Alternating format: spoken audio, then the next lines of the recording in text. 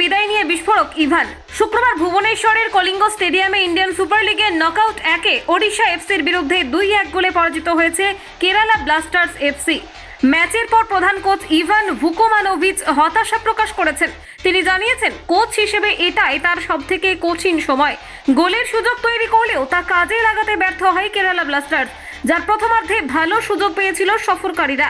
67 মিনিটে Lithuanian forward feather সেরনিচের দুর্দান্ত ফিনিশিংয়ে lead নেয় ব্লাস্টার্স।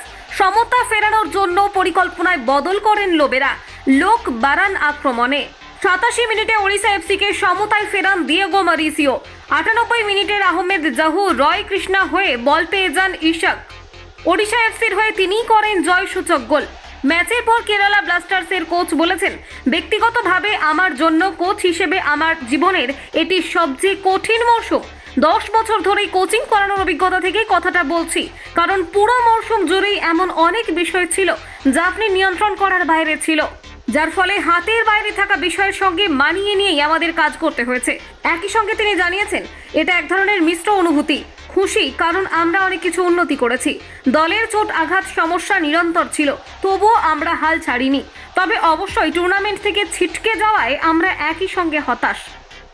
কলকাতা 24/7.in।